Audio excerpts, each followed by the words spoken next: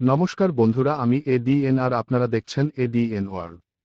বন্ধুরা, ভারতীয় সেনাবাহিনী এবং প্রতিরক্ষা গবেষণা ও উন্নয়ন সংস্থা ডিআরডিও একসাথে এক বড় মাইলফলক স্পর্শ করেছে, যা ভারতীয় সেনাবাহিনীর জন্য খুব দরকার ছিল।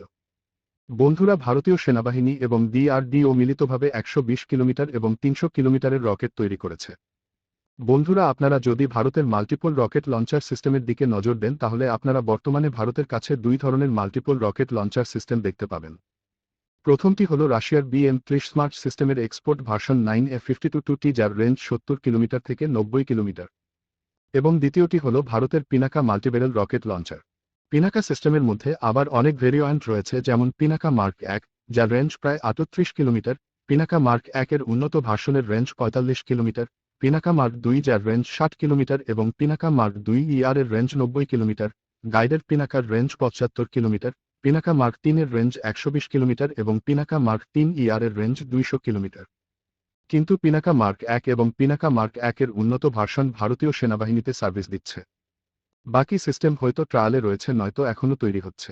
তাই ভারতীয় সেনাবাহিনীর লং রেঞ্জ রকেট সিস্টেমের খুব দরকার ছিল, যা প্রয়োজন অনুযায়ী বিভিন্ন রেঞ্জের রকেট লঞ্চ করতে পারে।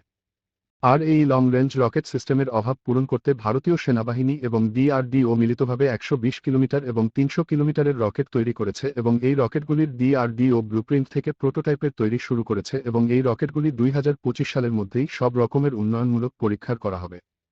এখন আপনাদের মনে হতে পারে, এই রকেটগুলির রেঞ্জ তো পিনাকা মার্ক 3 এবং পিনাকা মার্ক 3 ER এর রেঞ্জের সাথে মিলে যায়, তাহলে কি এই রকেটগুলি পিনাকা মার্ক 3 এবং পিনাকা মার্ক 3 ER সিস্টেমের রকেট? তো বন্ধুরা, এই সম্বন্ধে ডিআরডিও এখনও পরিষ্কারভাবে কিছু বলেনি।